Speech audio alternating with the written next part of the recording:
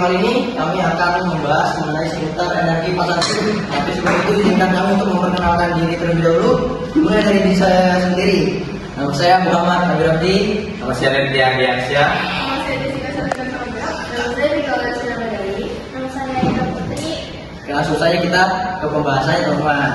Pengertian energi pasang surut. Energi pasang surut atau tenaga pasang adalah tenaga yang dihasilkan dari hasil pasang surut air laut dan menjadikan tenaga dalam bentuk lain, terutama listrik. Energi pasang surut merupakan salah satu jenis energi terbarukan yang lebih mudah diperkirakan membawanya dibandingkan tenaga angin dan tenaga surya.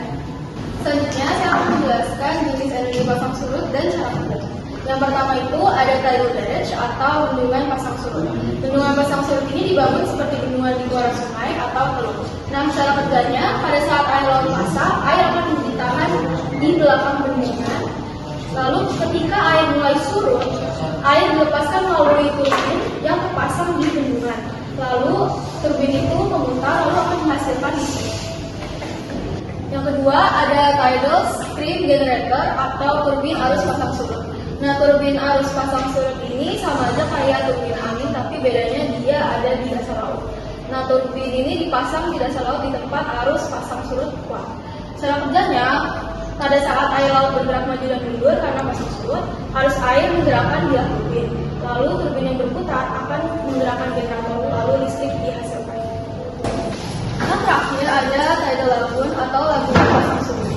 Laguna pasang surut ini adalah sebuah area tertutup atau laguna dibuat di pesisir menggunakan tembok. Kurang lebih gambarannya seperti ini. Lalu cara kerjanya, saat air pasang, air mengisi laguna melalui saluran dengan turbin. Lalu saat surut, air dikeluarkan dari laguna lewat turbin.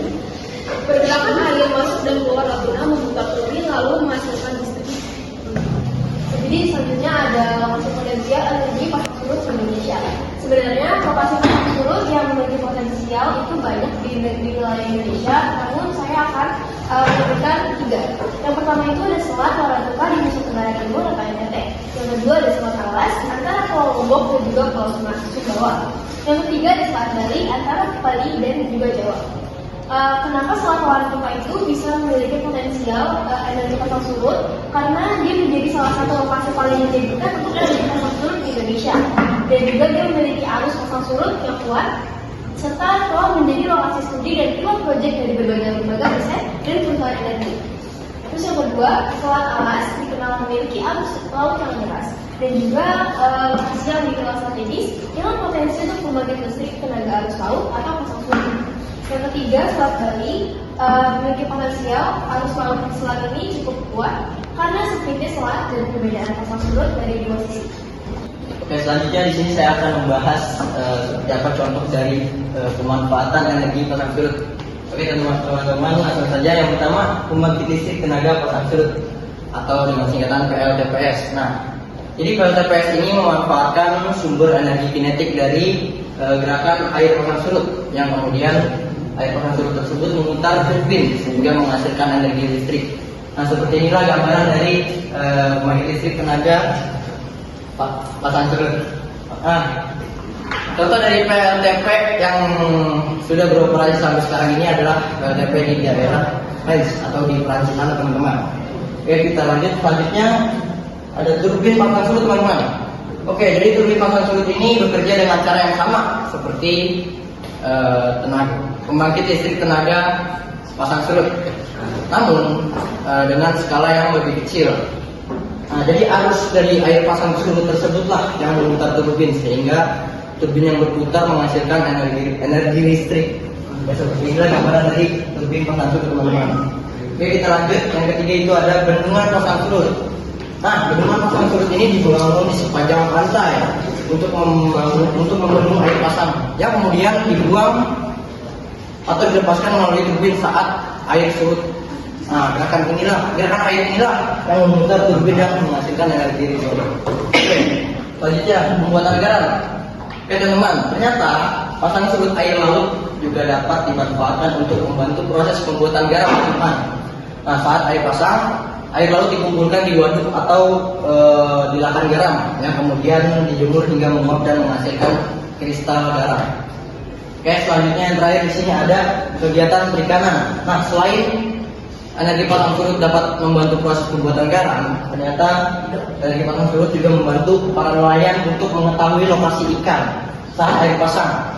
Ikan seringkali terbawa ke daerah yang lebih dekat dengan pantai. Oke teman-teman, terima kasih. Kelebihan dan kekurangan energi pasang surut. Yang pertama, kelebihan terbentuk dan tidak menghasilkan emisi karbon, konsisten dan dapat diprediksi, berbeda dengan angin atau surya. Bisa bertahan puluhan tahun dengan perawatan rutin. Kekurangan, biaya awal tinggi, pertama balance dan long. Dampak lingkungan terhadap ekosistem kecil, terbatas pada lokasi tertentu dengan pasang surut signifikan. Teknologi belum umum di Indonesia, masih butuh riset dan adaptasi. Jadi teman-teman, kesimpulannya adalah energi pasang surut merupakan sumber energi terbarukan yang sangat potensial, khususnya di negara maritim seperti Indonesia.